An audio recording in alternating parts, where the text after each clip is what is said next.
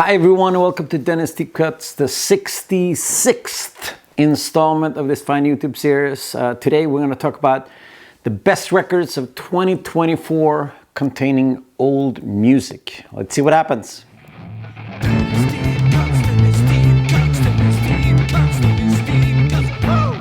It's time to bust out the best of lists, finally. Today we're going to do the best albums of 2024 containing old music. I talked in length about some old music that I released on the last episode, the Shape of Punk to Come 25-year anniversary edition. Check that episode out if you want to know more about that. This also came out this year. Garbage Pail Kids selected hardcore recordings 1989 to 1991. Garbage Pail Kids was a punk hardcore band that I played bass in between 1989 and 1991.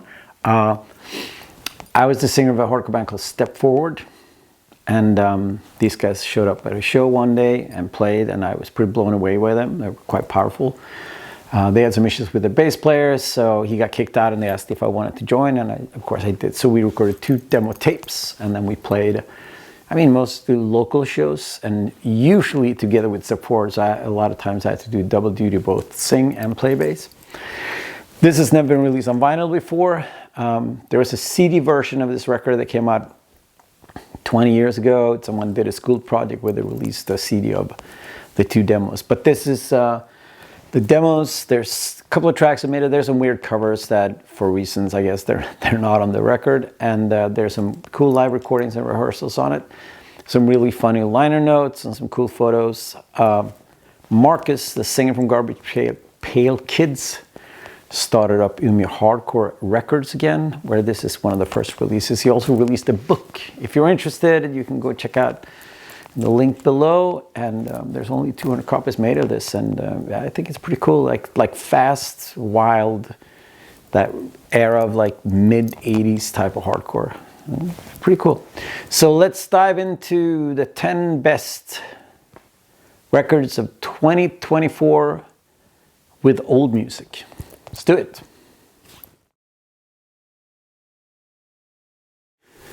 So in 10th place we have Black Sabbath, Forbidden, from 1995. First time released on vinyl. Well, it's kind of a lie. When it was released, there was a very limited Brazilian pressing that is now insanely expensive. But apart from that, this is the first time it's released on vinyl, and it's also remixed by Tony Iommi. Mid-80s to the 90s was a strange period for Black Sabbath.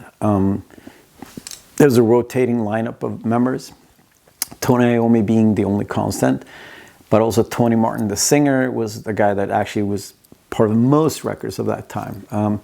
But only a couple of years before this, they tried to do a reunion with Dio. That didn't work out. Well, the record's fine, but it didn't work out. And then the record before this, Cross Purposes, Geese Butler was back in the fold.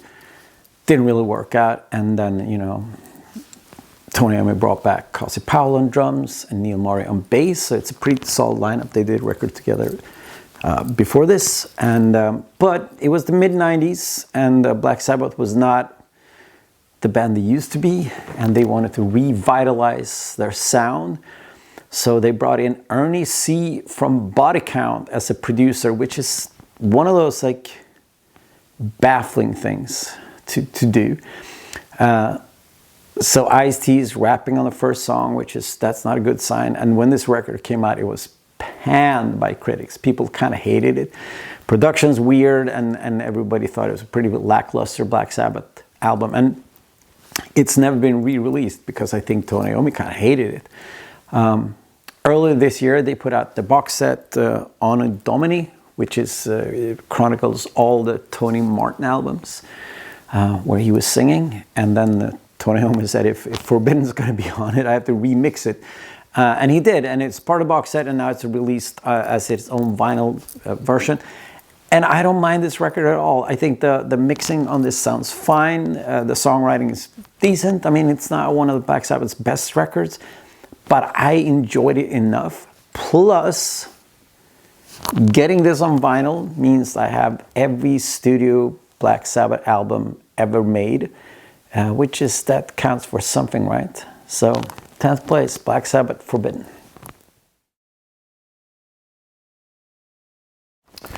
I did an episode a little while back called Where's the Vinyl, where I talked about records that have never been released on vinyl. And like the second I posted the episode, people like, but it's out on vinyl. And I'm of course talking about the Shack record. Shack from Liverpool, this is their third record, HMS Fable from 1999. A couple of these guys used to be in Pail Fountain, and they have a little bit of a spotty discography due to the fact that the singer deep into heroin addiction for a while. Plus, they sort of broke up the band to go on tour with Arthur Lee, which is kind of cool. This is really nice, enjoyable, like indie rock record from, you know, late 90s. And best parts of the album is when it's a bit relaxed and you could hear all the influence from like 60s jingle jangle pop and like 70s post-punk and even like, you know, like the 80s indie rock. You can hear it shine through. And when those songs are there, it's a bit more relaxed and feels very natural. There's a couple of songs on the record that's very, very 90s, and they're trying to be like hip with the times, and those songs doesn't really work that well. But all in all, it's this really nice record and sort of one of those hidden gems of British indie pop music, and it's out on vinyl. And like, yeah, you should check it out. Number 8, the Owan from Osaka, Japan. They're one of those weird, like punk-esque type of bands that put out a couple of cassettes between 81 and 83. Never been released on vinyl before.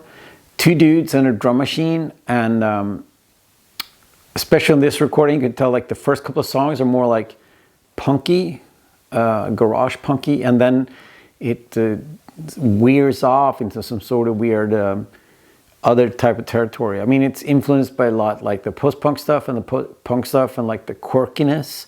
But this is also a record that has 110 songs on it. And with the drum machine, a lot of these songs sounds exactly the same, but with different titles. It is quite gimmicky and quite funny.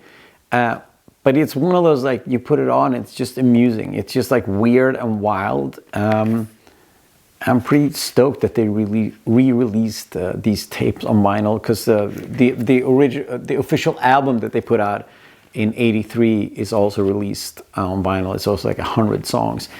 So if you want to check out some gimmicky, weird, funny Japanese garage lo-fi art punk with the drum machine, I think this is your pick.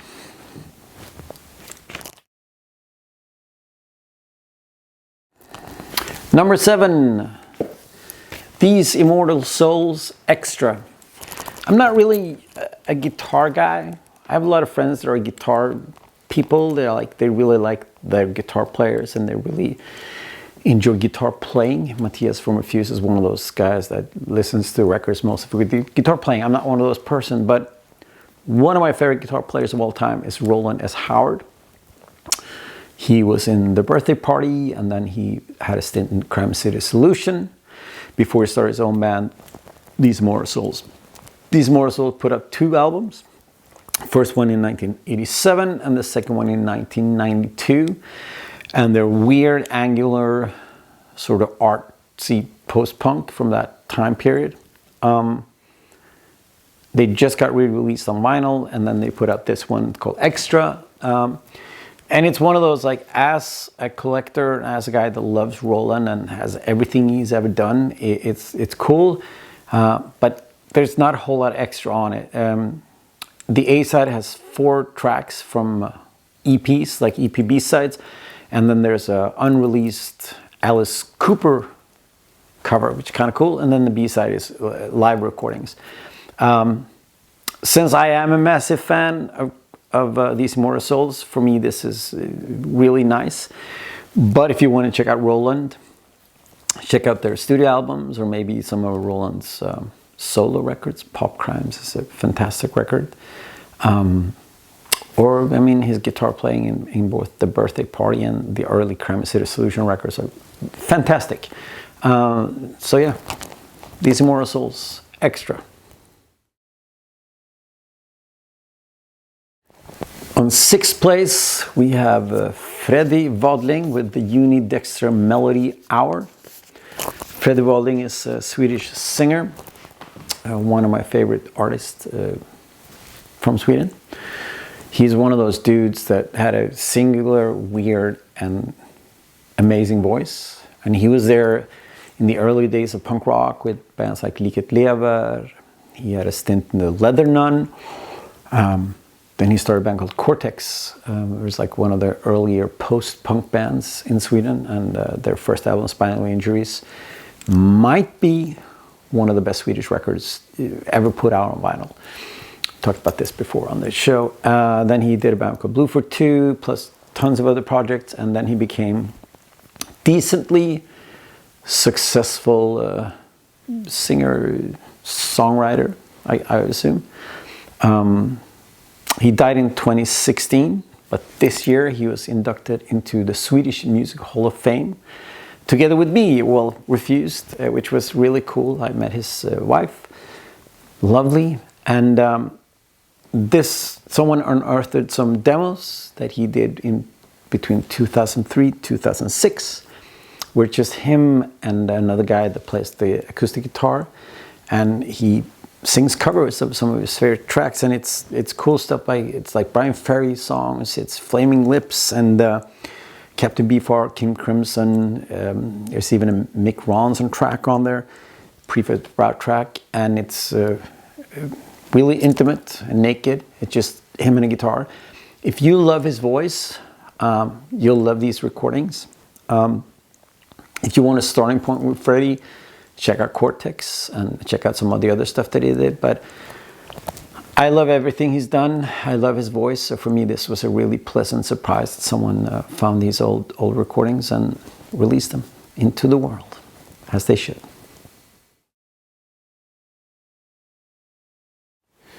On number 5, you will find the CHBB double album. It just came out. CHBB was a project from Germany with a guy called Christo Hans, who was in DAF, and Beate Bartel, who after this made a stint in Neubauten and then started a band called Mania D. This project morphed into the pretty awesome band Liaisons Dangerous that has a really fantastic album out. This is all recordings put out on tapes in 1981. They put out 4 tapes in 1981 that are now insanely expensive. Someone compiled all the tapes plus some unreleased recordings and this beautiful double LP. It's stark, weird, minimalistic. It's like industrial, synthy, kind of post-punky, almost all of it is super instrumental and super cool. My only critique against this record, there's no information. It's just like a double LP of really cool songs. Yeah, it's just one of those projects that was the nucleus to a lot of other stuff that happened in Germany in the early 80s and part of that industrial scene. And I really, really enjoy this. I think it's pretty fantastic. On 4th place, David Bowie, rock and roll star. Since the death of Bowie, his estate has been churning out unreleased Bowie material like it's going out of style. But if you're like me, a Bowie collector, you don't really mind it that much. This is actually a 6 CD box set that sort of chronicles the rise and fall of Ziggy Stardust from early demos and all the recordings, different outtakes, different versions, a bunch of songs that they recorded during those sessions from other records and covers and so on and so forth. And this is like a LP compilation of that CD, the massive CD box set. And I mean, if you like that record and if you love Bowie, this is pretty fantastic. It's, you know, maybe more for the collectors or for the super fans, but the recordings are great. The sound is great. It's really cool to hear about a couple of songs from other records being recorded during these sessions with that sound and that vibe to it. And then there's a bunch of songs from that record in other versions, in other mixes, and so on and so forth. So for the really nerdy Bowie collector, rock and roll stars, it's pretty amazing. If you are just casual Bowie fan, just go buy The Rise and Fall of Ziggy Stardust. It might be better to start there.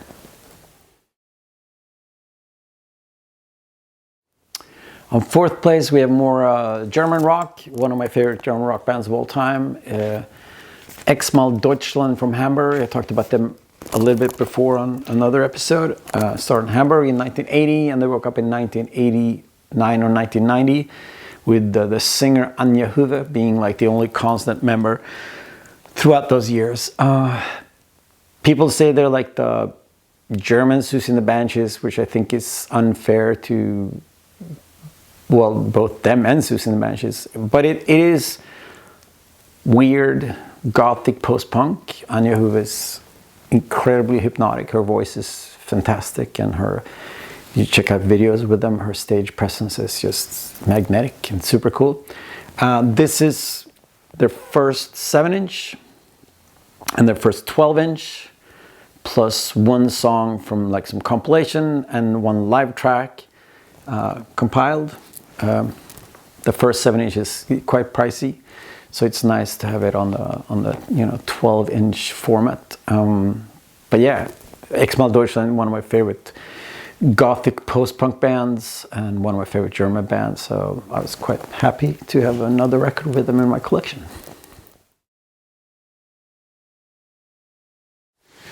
On second place, the type of reissues or re-releases that I'm all about, you have Ambient Noise. I was there at the Texas Chainsaw Massacre. Ambient Noise is a garage punk band from the New York area. They put out one 7-inch. That 7-inch, 2 songs, Faded into Obscurity, and then Last Laugh Records. I don't really know how, but they found 2 more songs. So it's like the 7-inch plus two bonus track released as a 12-inch. This is wonderful, wonderful lo-fi garage punk rock in all the best possible ways. The original 7-inch is insanely expensive, so it's kind of nice to get it on the 12-inch. Plus 2 unreleased songs I never heard before. It's super exciting.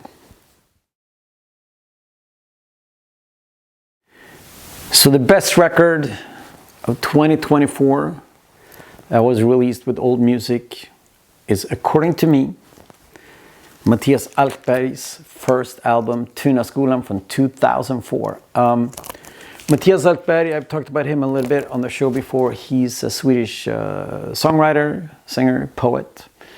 In the 90s, he played in a band called Bear Quartet. That was quite spectacular indie rock band. Put out some really cool records. Speaking of records that should be on vinyl, there's a lot of Bear Quartet records that are only on CD. In 2004, he put out it's Mattias Alkberg BD, which is in effect a band, but it's like one of his first like solo outings outside of Bear Quartet. When this record came out, I was obsessed with it. I love it so much, and then I was actually lucky enough to put out a couple of his records on my label, and we actually talked about re-releasing this on vinyl because it was only out on CD, but it never happened, and then now someone put it out, and I'm beyond grateful for that. After this record, Mattias has released another like 12 full-length records with different kinds of music under his own name. His first solo outing is a fantastic noisy, punky indie pop record with some of the best lyrics in Swedish. They're put on record, on vinyl now. And I'm super, super happy that this came out, and it's my favorite record of 2024 with old music. He's got a couple more records that's not released on vinyl as well, and I'm hoping that they get the vinyl treatment. But yeah, this makes me super happy. What was your favorite record 2024? One of these reissues or re-releases or whatever. Let me know in the comments, and thanks for watching. Next episode, I'm going to talk about the best punk and hardcore records of 2024. It's going to be a wild ride. I'm super excited. Until then, stay wild, my friends. Bye-bye.